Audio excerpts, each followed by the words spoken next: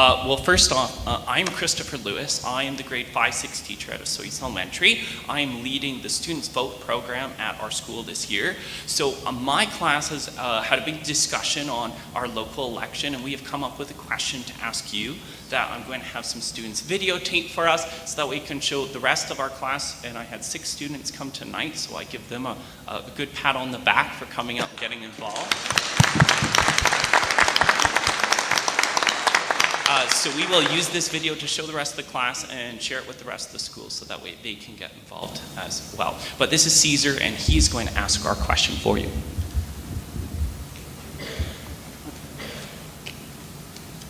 How will you create more opportunities for youth that will benefit all families?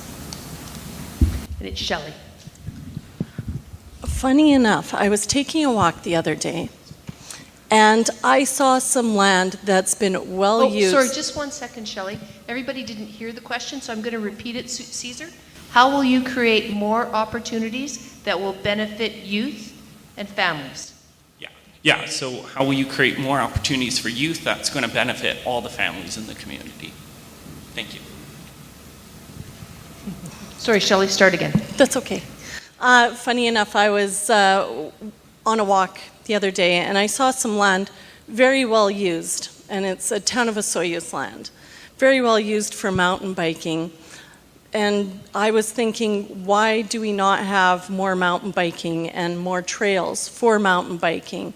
I've often thought that it would be very advantageous to have like a climbing room and maybe subsidize any business who is going to create more activities for the youth in our area. They're subsidized, and there's zoning that we can help out with. Thank you. So we do have quite a few trails, bike paths. They're expensive, so each year a few more trails get put in around town. We have bike stores now, that rental places that you can ride bikes, and they give out maps at the same time. The town has put in several playgrounds recently. They did contribute to the one at the elementary school. I know that was a lot of PAC fundraising as well, plus grants. There's going to be a new one over at the Meadowlark subdivision once all the homes are built in there. We also have tennis courts and pickleball. Now, I'm not sure whether pickleball applies to all ages, but maybe it should, because there's lots of people here that play pickleball. We also encourage anybody who has an idea of something that they would like to see in the town. Baseball diamond was the last one that we dealt with about a year ago. Dog parks. So there are lots of things around. It's just a matter of probably coming into the Sonora Centre, asking for a map, asking for a guide, and many of them would be listed in there. So a little different. I'm on the board of the Mental Wellness Society in Penticton. I advocate for youth and mental health, and my latest project, which I've just started, is to create youth for Osoyoos specifically. I've talked to the teachers in both schools and distance learning, and a lot of children are feeling disconnected. There's a high rate of anxiety among youth, and so the best thing to do to support these children and their families is to offer peer support while they're getting help. So that's not so much, fun and games, but it's something that I'm personally involved in. And as far as fun, I would ask the young people what they would like and approach the council, because it's been a long time since I've been their age, and I probably wouldn't think I wouldn't understand what was fun right now. So thank you. Kenny, we need the mic down here. As the mayor said, you have heard some of the things that this past council has done with parks, improving swings in some of the parks, building Canal Trail, other trails. One of the things I'd really like to move forward, though, in a bigger picture way, and the best way to get the input again, when they do review the OCP plan, to come up with some great ideas. But one thing I'd like to see, and not only for the youth, but for everybody in town, would be working on a regional swimming pool. Thank you. My suggestion is, young people, please work with your teachers, work with the school board, come to council meetings, actually as a delegation, demand from councillors and mayor your wish. Second thing, they should not be paying fee for anywhere, like here, past example, for this gym, any other exercise. Meanwhile, other people who doesn't need that, they are coming in for free, including the town councillors. They don't pay fee for exercising in Sonora Center. So please, young kids, you are our future, and talk to your teachers and they will guide you. We, the politicians, I don't think we can help much, but we need teachers' help in this case.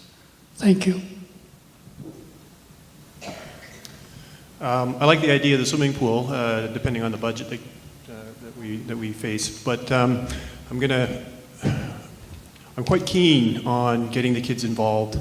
For the last 2 summers, I've been the coordinator for the youth sailing camp on the lake in the summer, coordinating with BC Sailing to get them up here and to get the kids as young as 6. The program goes for 6 to 14, and it's been great. We've had fantastic turnout for that. So it's just it's not for everybody. It's a day camp that costs money. There are some subsidies available for those that can't afford it. But it's just to express, for me, getting the kids involved in sport. I was a competitive swimmer when I was young, and it was a fantastic thing. And sports generally, and getting involved, and I've heard, Spirit of that's the one. Is doing great stuff for kids as well. So yeah, we need to run programs like that and keep them coming out. Thank you. I think the regional pool / leisure center would be a great idea for the community. And I think inviting Cesar and his grade 5-6 class to come to a council meeting and present some of the ideas that they might have would be a great idea as well.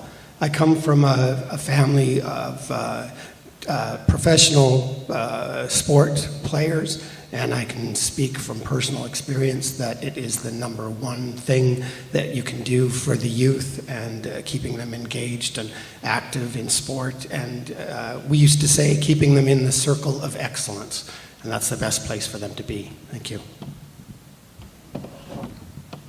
I got 2 mics here. I totally agree. I think, like, when I grew up, my whole life was sports, and I know it kept me out of a lot of trouble.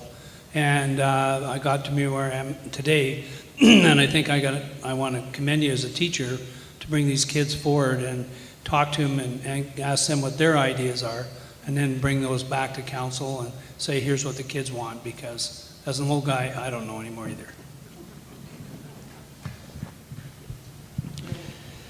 I just want to make note, I see that I think we have 1 question waiting and 2 on the side. So if we're good with our time, we can cover those questions and have time for opening statements. So I'm encouraging you to condense it down fewer than 90 so we can get the questions left in. Your question, ma'am, and your name? Oh, CJ. Sorry, CJ. My apologies. Now I have to take another deep breath. Some of my most rewarding experiences on council has been when our young people have come. We've seen you there, been very, very good, but I'm still very, very hesitant when they walk up to a mic, because just prior to the 2014 election, they had a mock vote at the school, and I came in dead last. Supporting our schools and our community, both our elementary school and our high school is absolutely mandatory. Everybody in this community has to be engaged in making sure that they survive and are positive things, because so many youth programs and so many ideas that we end up introducing into our community begin in our school system. So it's important to continue on with that process. I really like the idea of having a committee that could work on this type of thing. I know some of the previous speakers have said what a great thing to have some of our young people participate in that aspect of it. And it's not a big problem, it's just participation by everybody involved.